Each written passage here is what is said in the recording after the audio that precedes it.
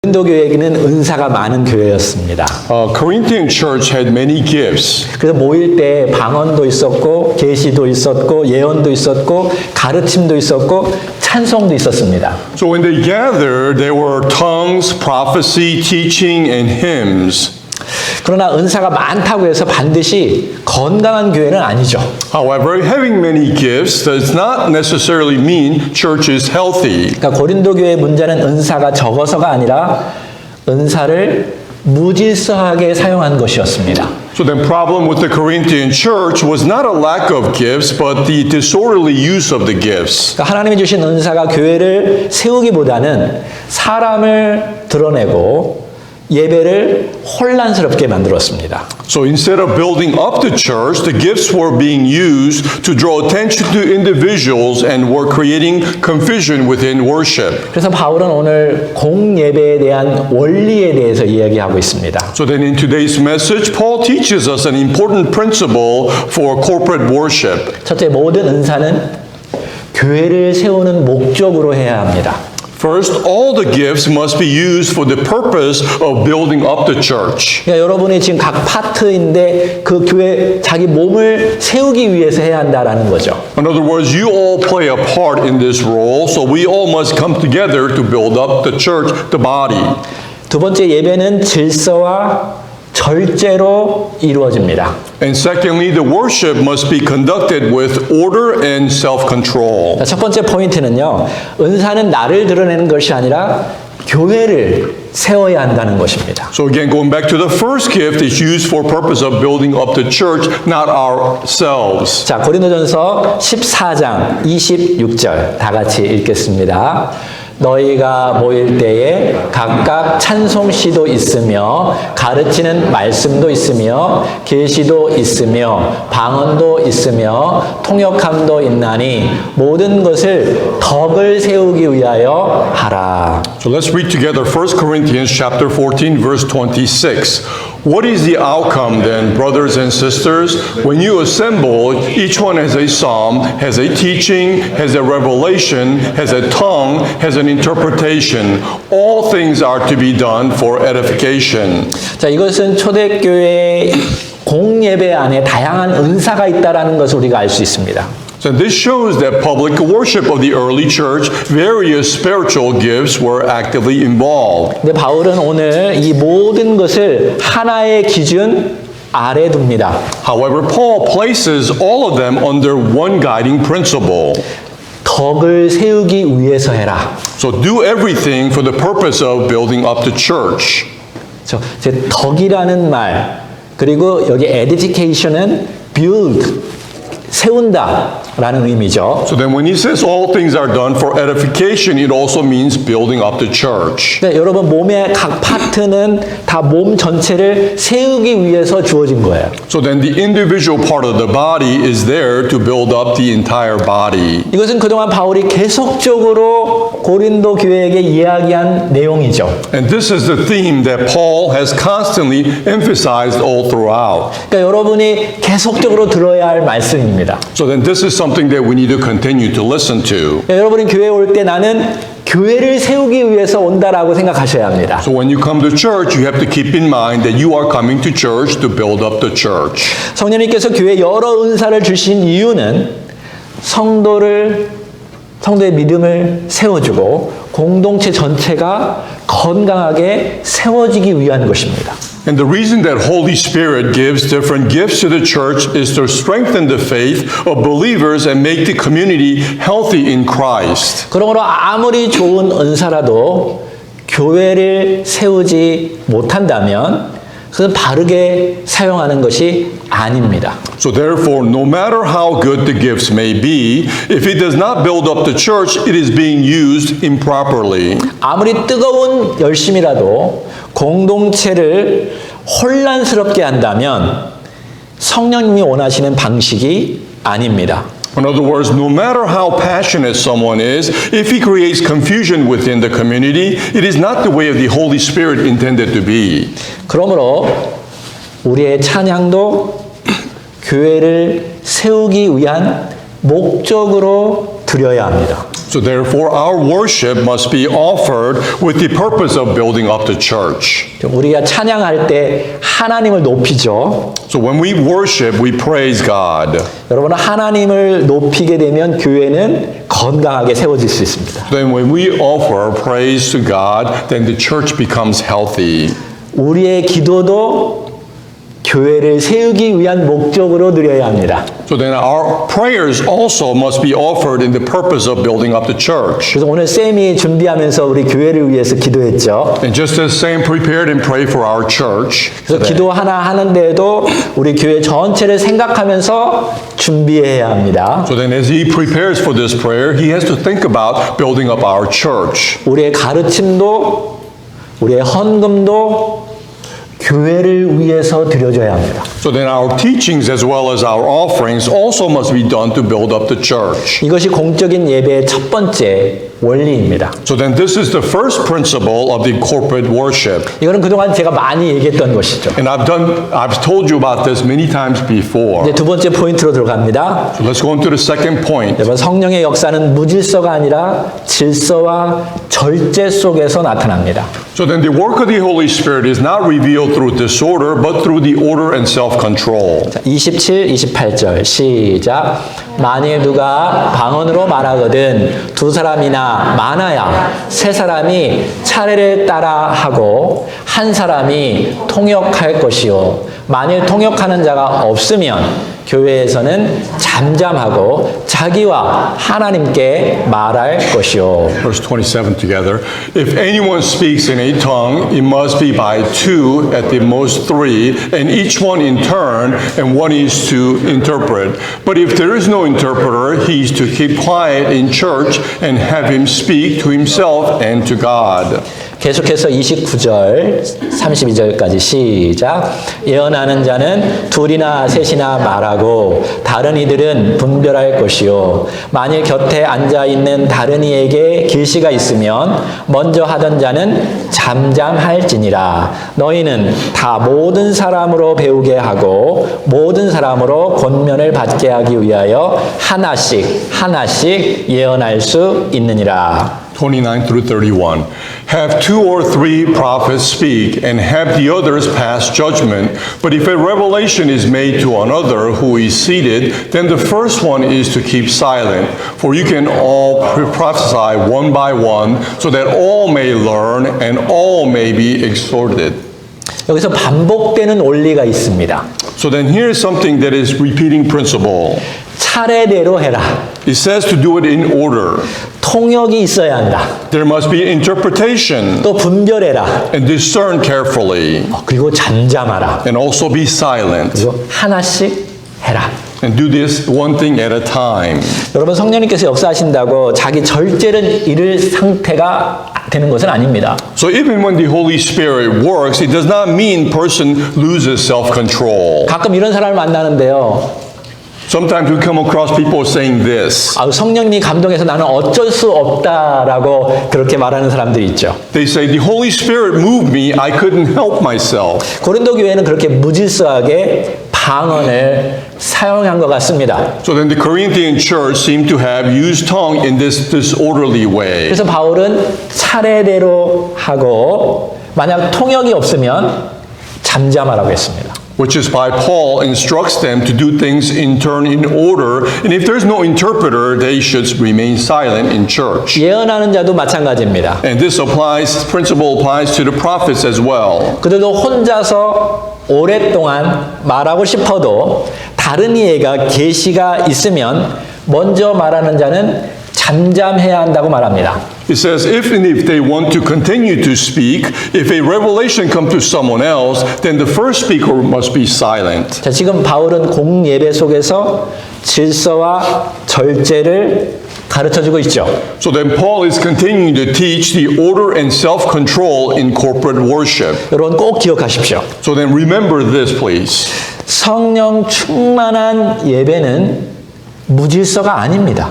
The Spirit-filled worship service is not expressed through disorder. 질서와 절제 속에서 나타납니다. but instead it is expressed through order and self-control. 33절 다 같이 시작. 하나님은 무질서의 하나님이 아니시오 오직 화평의 하나님이시니라. Verse 33 together. For God is not a God of confusion, but of peace. 하나님은 무질서의 하나님이 아니십니다. And God is not God of disorder, 화평의 하나님이시죠. but instead God of peace. 하나님께서 창세기 1장에 그 무질서한 상태에서 질서 있는 세상을 만드신 내용이 나오죠. So in Genesis chapter 1, we see that God brings order out of chaos and disorder. 순서를 정하시고 날을 정하시고 질서를 세우셨습니다. For he establishes sequences, separates days, and sets everything in order. 그리고 나서 이렇게 보시니까 어땠어요? 좋으셨습니다. And after looking at all these, he said it was good. 다시 말해서 peace, 평화가 생겼다라는 의미겠죠. In other words, it became peaceful. 여러분, 우리도 하나님의 질서 속에 있으면 평화스러울 수 있습니다. So then likewise, if we are all in God's order, then we can find peace. 근데 하나님의 질서를 어기면, against 하면 평화가 오지 않습니다. However, if we go against God's order, then peace will not be there. 아멘. Amen. 우리 예수님도 통제할 수 없는 사람을 고치시고 평강을 주셨죠. And our Jesus also healed those who were uncontrollable and gave them peace as well.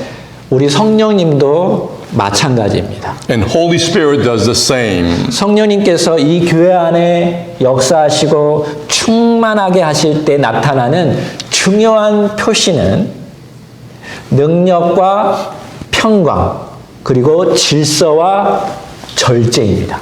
So when the Holy Spirit appears and works powerfully, important signs that follow are power and peace. 성령님의 열매 중에서 가장 마지막 9번째 있는 열매가 무엇입니까? What is the ninth, the final fruit of the Spirit? 절제 맞죠? Self-control. 바울은 오늘 본문 마지막 절에서 이렇게 말합니다. So then Paul concludes today's passage, last passage, by saying this. 다 같이 40절 시작. 모든 것을 품위 있게 하고 질서 있게 하라. Verse 40 together. But all things must be done properly and in an orderly way. 이게 예배의 공예배의 두 번째 원리입니다. So then this is the second principle of the corporate worship. 예배는 뜨거워야 하지만 무질서하면 안 됩니다. The worship should be passionate, but it must not be disorderly. 예배는 자유로워야 하지만 자기 중심적이면 안 됩니다. And also worship must be free, but it must not be self-centered. 예배는 은혜스러워야 하지만 품위와 질서를 지켜야 합니다. And worship should be full of grace, but it must not lose dignity or order. 그러므로 오늘 우리에게도 적용할 수 있습니다. So this can be applied to all of us today. 찬양에도 질서와 절제가 있어야 합니다. There must be order and self-control in our praise. 기도에도 질서와 절제가 있어야 합니다. There must also be order and self-control in our prayers. 말씀 전할 때에도 질서와 절제가 있어야 합니다. And there must be order and self-control when speaking in the word. 간증할 때도 질서와 절제가 있어야 합니다. And there must be order and self-control in testimonies as well. 다시 말해서 잘 준비해야 되겠지요. In other words, we must prepare well. 잘 준비하지 않으면 설교가 2시간, 3시간도 할 수 있습니다. Because if we do not prepare well, the sermon could go on and on for 2-3 hours. 저는 그런 목사님을 잘 알고 있습니다. I know a few pastors like that.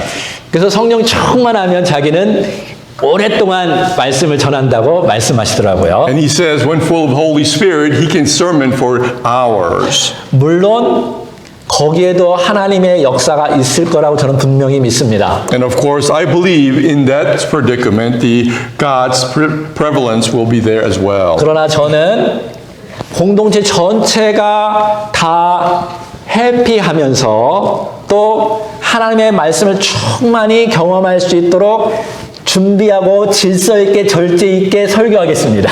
But I desire for our community to have harmony and peace, so I will prepare a sermon in orderly way. 자, 오늘 이 말씀을 보게 되면 한 가지 질문이 생길 수 있습니다. So then as we can look today's scripture, we also have one question to ask. 여기 14장에 보니까 여러 가지 방언, 통역, 예언, 계시가 나옵니다. So looking at chapter 14, it mentions the tongue, interpretation, prophecy, and revelation.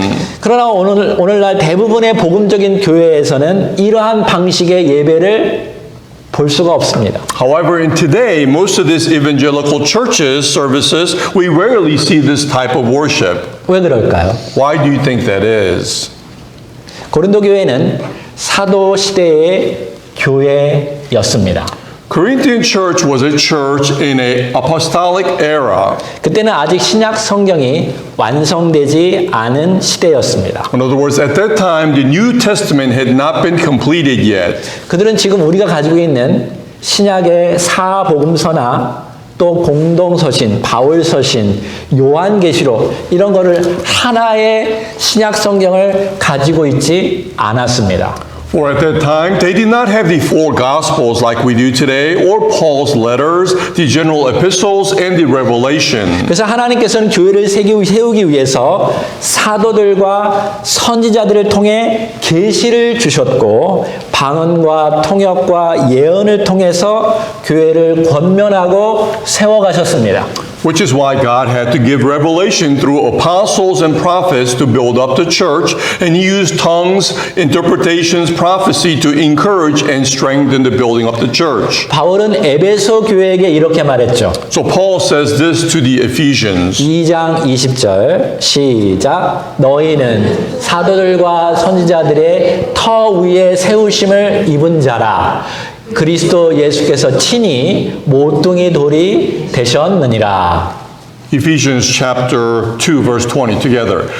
Having been built on the foundation of the apostles and prophets, Christ Jesus himself being the cornerstone. 자, 교회는 사도들과 선지자들의 터 위에 세워졌습니다. In other words, church is built on the foundation of the apostles and prophets. 그래서 중요한 것은 터입니다. And the key word here is foundation. 기초는요, 계속해서 놓는 것이 아닙니다. Because foundation is not something that is repeatedly laid over and over again. 한번 기초가 세워지면 그 다음에는 집을 세워서 올리게 됩니다. Because once a foundation is laid, the house is built on top of that. 사도들과 선지자들의 사역은 교회의 기초를 놓는 사역이었습니다. So then the ministry of the apostles and the prophets back then were to lay the foundation of the building of the church. 그리고 그 사도적 가르침은 성령의 감동으로 기록되어서 신약 성경으로 우리에게 주어졌습니다. And that apostolic teaching inspired by the Holy Spirit was written down, giving us this New Testament. 그래서 이제는 더 이상 사도들이나 선지자는 없습니다. So there are no longer apostles or the prophets now. 그러므로 신약 성경이 완성된 그 이후의 교회는 더 이상 새로운 계시를 구하는 공동체가 아닙니다. Therefore, the completion of the Holy New Testament, church is no longer a community waiting for new revelation. 이미 주어진 이 말씀 위에 교회 공동체가 세워지는 것입니다. Instead, church is built upon the community, built upon the word that has already been given. 디모데후서 3장 16절 17절 다 같이 시작. 모든 성경은 하나님의 감동으로 된 것으로 교훈과 책망과 바르게 함과 의로 교육하기에 유익하니 이는 하나님의 사람으로 온전하게 하며 모든 선한 일을 행할 능력을 갖추게 하리 함이라. Let's read together 2 Timothy chapter 3 verse 16 and 17. All scripture is inspired by God and beneficial for teaching, for rebuke, for correction, for training in righteousness, so that the man or woman of God may be fully capable, equipped for every good work. 이 성경 말씀은 하나님의 사람으로 만들기에 충분합니다. So then Bible is sufficient to make the man of God complete. 그러므로 오늘날 교회의 중심은 어떤 새로운 계시가 아니라 이미 주어진 하나님의 말씀입니다. Therefore, the center of the church today is not a new revelation, but the already given word of God. 그래서 고린도 교회처럼 방언하고 통역하고 예언하는 모습은 점차적으로 사라진 것입니다. So for this reason, practices such as tongues, interpretation, and prophecy, as seen in Corinthian church, gradually faded away. 그리고 교회 예배는 말씀 봉독, 말씀 선포, 기도, 주의 만찬, 헌금, 권면 중심으로 정착되게 된 것이죠. And now, the church worship services became centered on reading and preaching of the word, prayer, hymns, Lord's Supper, and offering. 자, 이제 31절을 같이 보겠습니다. 시작. 너희는 다 모든 사람으로 배우게 하고 모든 사람으로 권면을 받게 하기 위하여 하나씩 하나씩 예언할 수 있느니라. Verse 31 together. For you can all prophesy one by one, so that all men learn and all may exult. 여기서 바울은 예언의 목적을 두 가지로 말합니다. So then Paul talks about the prophecy purpose in two ways. 모든 사람으로 배우게 하고 모든 사람으로 권면을 받게 하라라는 것이죠. He's saying that all may learn and all may be encouraged. 이것은 예배 모임의 중요한 목적입니다. And these are the important purposes of worship gathering. 예배 모임은 내가 은혜 받는 자리만이 아니라는 거죠. In other words, worship service is not merely a time for you to receive grace alone. 우리의 모든 모임은 모두가 함께 배우고 함께 권면을 받는 것입니다. In other words, all of our gatherings are meant to be times where everyone learns together and everyone receives encouragement together. 여기서 우리가 배워야 할 것은 모두가 기도하면서 깨달은 마음으로 5마디라도 예언, 다시 말해서 덕을 세우고 권면하고 위로하려고 했던 것이라는 것입니다. In other words, what we should learn here is that prophecy spoken in spirit of prayer and understanding was meant even in 5 words to build up, encourage, and comfort others. 우리는 이 가르침을 오늘 한번 다시 점검해 보아야 합니다. So then we must examine this teaching even today. 오늘날 우리의 예배를 보면 몇 사람만 준비하는 경우가 많습니다. Because when we look at our worship today, it is often the case that only few people prepare for the participation. 물론 모두가 예언의 은사를 받은 것은 아닙니다. Of course, not everyone may have received the gift of prophecy. 또 모두가 매주일마다 말할 수는 없을 것입니다. And not everyone can participate in speaking on Sunday. 그러나 우리가 주일날만 주일 예배 드리는 것이 아니죠. However, we do not worship together only on Sunday. 우리 금요일날도 모임 갖습니다. Because we also gather on Fridays. 아마 큐티 모임도 가질 수 있고요. And perhaps separate gatherings like UQT. 다른 모임에도 있습니다. And there are other gatherings as well. 근데 금요 모임 때는 학생들부터 어른들까지 좀 더 자유롭게 그 아침 공동체를 위해서 기도하고 자기가 주중에 깨달은 말씀을 아주 짧게라도 준비해서 나누었으면 좋겠습니다. So then during these gatherings like Friday, during youth gathering, it would be good for you to freely pray and for our GAB community church and share even short reflections from the word and share your testimony. 지금 바울이 고린도 교회에게 그런 것들을 지금 하라고 얘기하는 것이죠. So then Paul is encouraging the Corinthian church to do these things.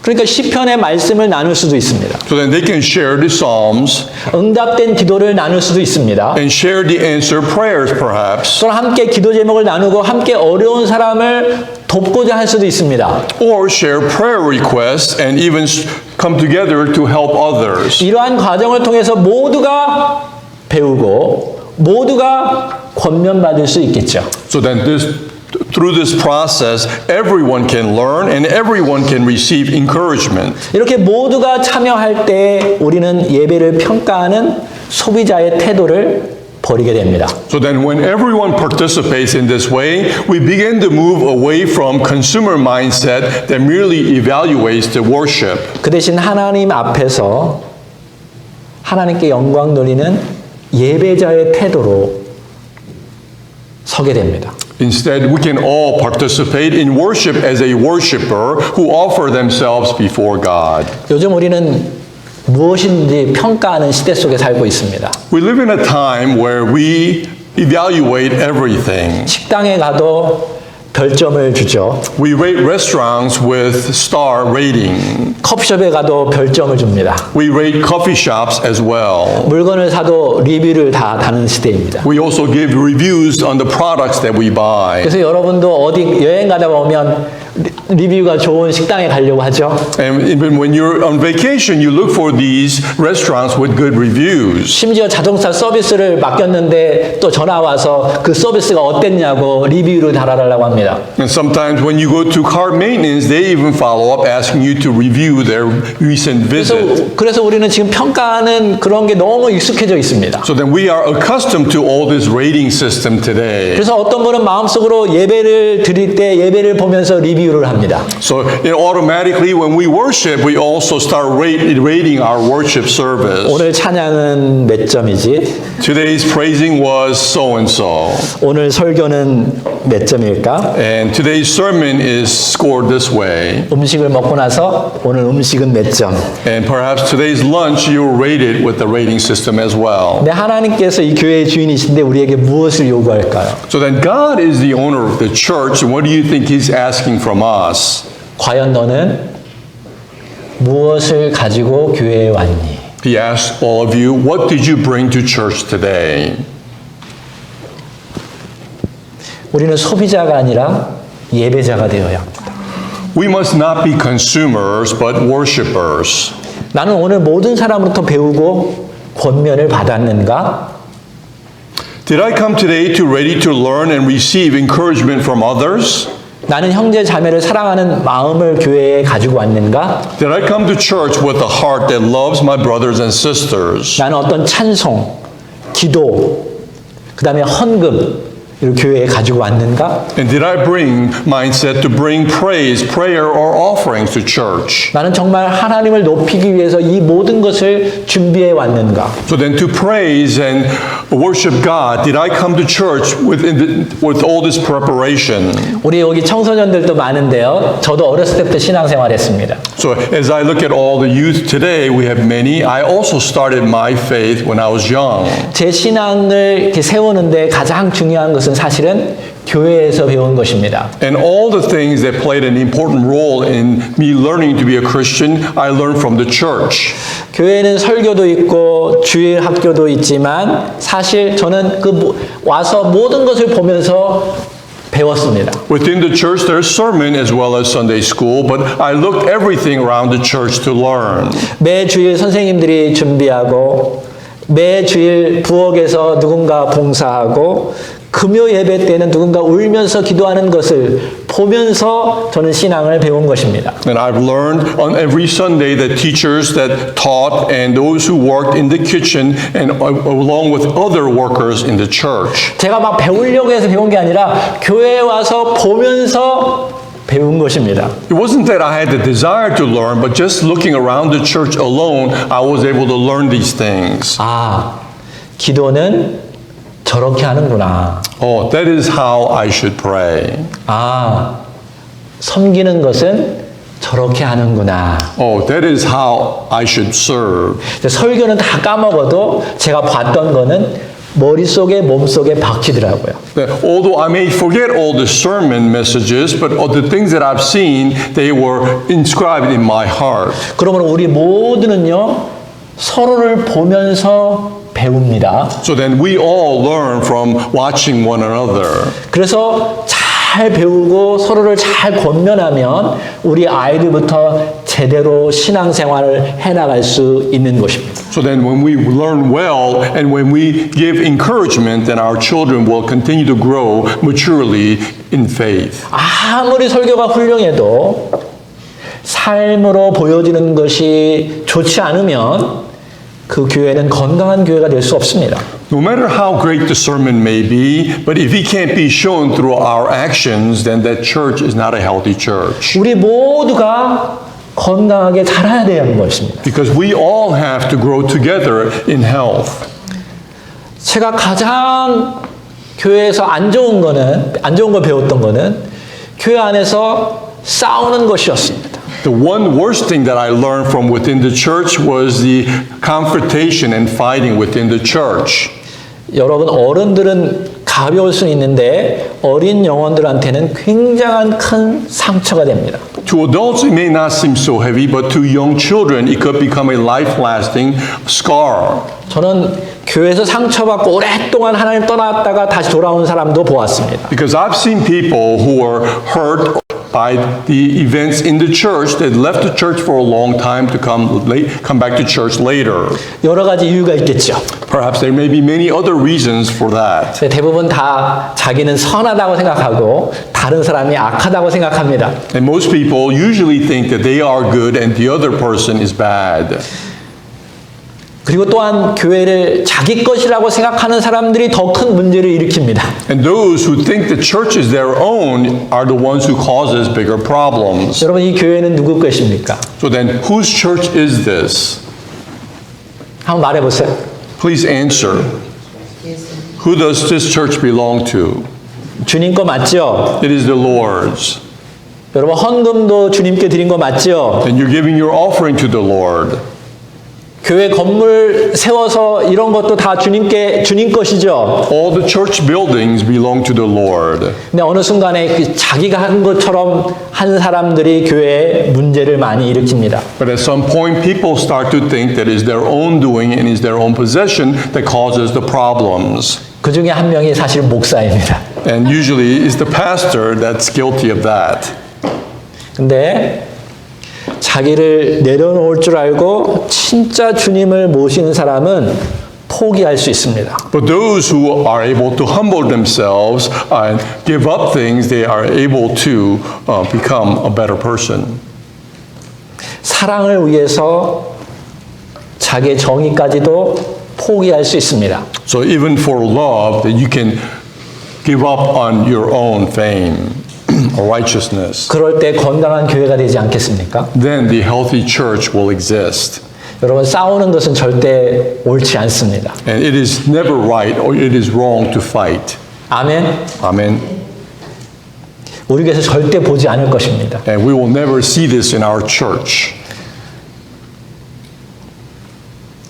이제 어려운 성경 구절 보겠습니다. Let's look at a difficult Bible verse. 34, 35절입니다.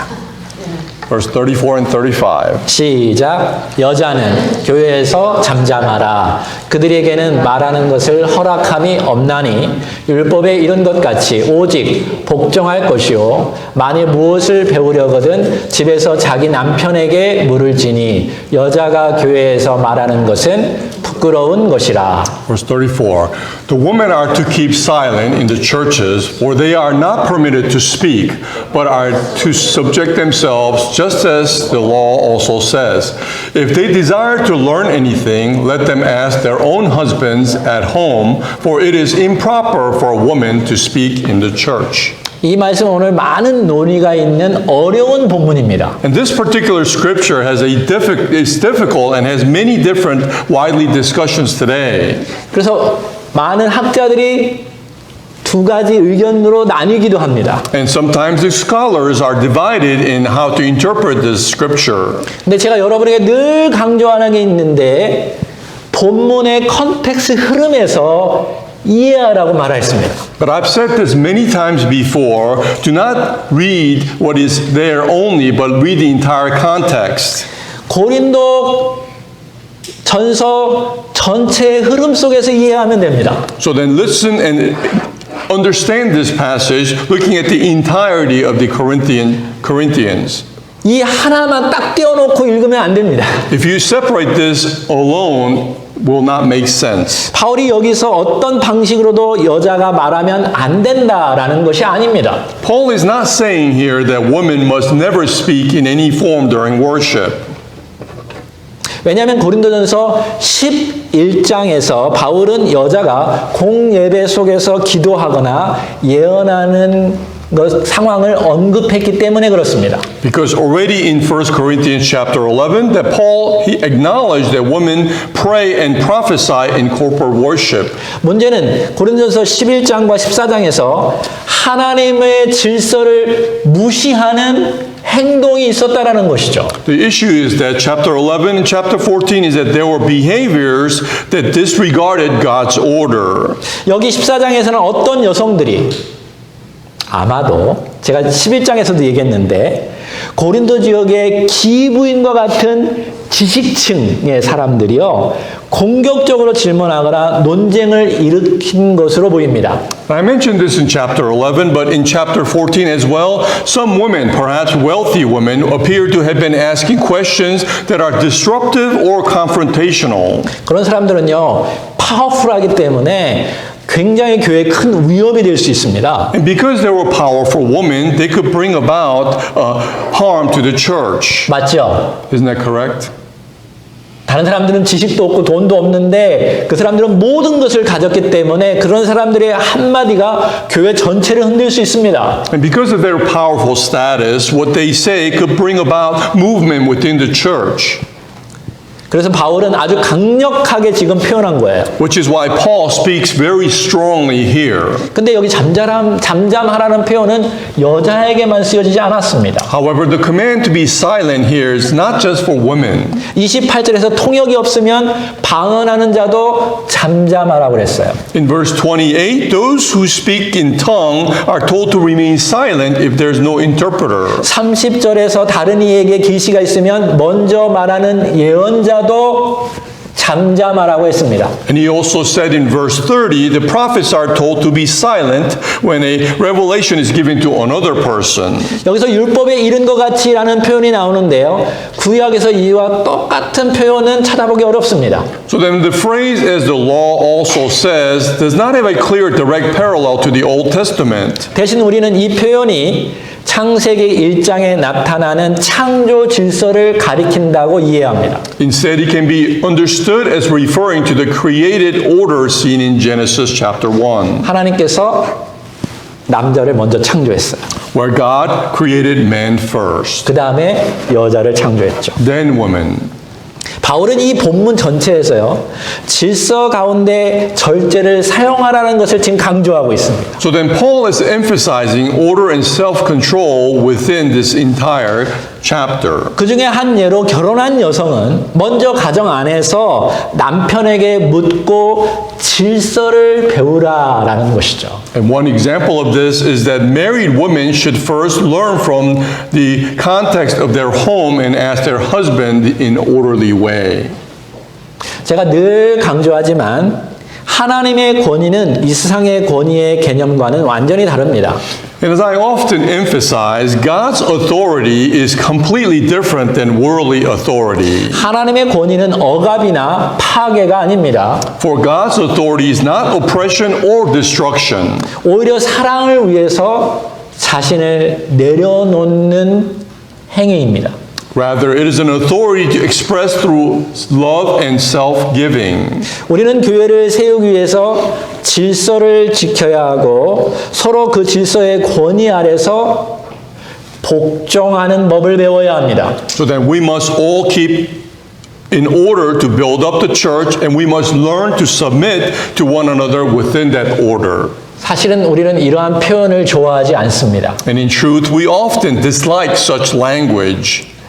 이 복종을 마치 굴종처럼 여기기 때문에 그렇습니다. Because sometimes we equate submission with humiliation or oppression. 그러나 그렇지 않습니다. But this does not mean that. 스스로 겸손하고 자신을 낮추는 것을 배울 때 비로소 교회가 세워져 갈 수 있습니다. Because when we truly learn humility and lower ourselves, only then can a truly building of the church happen. 교회에서 서로가 높아지려고 하면 안 되겠죠. Because within the church, if everyone is trying to elevate themselves, it would not be right. 맞죠? Isn't that correct? 내가 높으니까 나만 막 말한다고 하면 교회는 시끄러워지겠죠. If you say, I am higher, so if you continue to talk, then the church will become chaotic. 가정도 마찬가지입니다. So then this applies to the same with the family. 저는 남편이 비성경적이고 잘못된 것을 요구할 때도 복종하라고 말하지 않았습니다. And I am not saying that one husband should be obeyed when he demands something unbiblical or wrong. 또 목회자가 어떤 결정을 내렸을 때 그것이 잘못되었다고 판단한다면 겸손한 태도로 말할 수 있어야 합니다. So then if a pastor makes a wrong decision, it should be addressed with humble and respectful attitude as well. 아멘. Amen. 그래서 모두가 서로 사랑 가운데 기도하면서 견제해 주어야 합니다. So then in love, we must pray together to make sure we get along. 성경은 질서와 권위를 말하고 있습니다. And the Bible speaks of order and authority. 그러나 동시에 남편과 아내가 서로 복종하라고 말씀하고 계십니다. But it also calls for husband and wives to submit to one another. 그걸 배워야 되는 거죠. And we must learn all this. 왜냐하면 우리 모두는 그리스도의 권위 아래 있기 때문에 그렇습니다. Because we all are under the authority of Christ. 우리는 창조의 질서 속에서 복종하는 것을 배워야 합니다. So we must learn submission within the created order. 그리스도 안에서 그리스도처럼 복종하는 법을 배워야 합니다. And we must learn the Christ-like submission in Christ. 그리스도의 권위는 힘으로 누르는 권위가 아닙니다. Because Christ's authority is not forceful control. 그분은 선한 능력과 사랑 때문에 세워진 권위를 가지고 있습니다. Because he has authority established through his goodness and love. 주님은 여러분과 저를 억압한 적이 없습니다. Because Lord does not oppress you and me. 오히려 우리를 사랑하기 위해서 자신을 낮추셨고 우리를 살리기 위해서 자신을 버리셨습니다. Rather, he humbled himself so to love us and gave himself to save us. 그래서 우리는 그 사랑 때문에 그분의 권위를 인정하고 그분께 복종하고 순종하는 것입니다. And because of that love, we acknowledge his authority and we submit to him and we love him.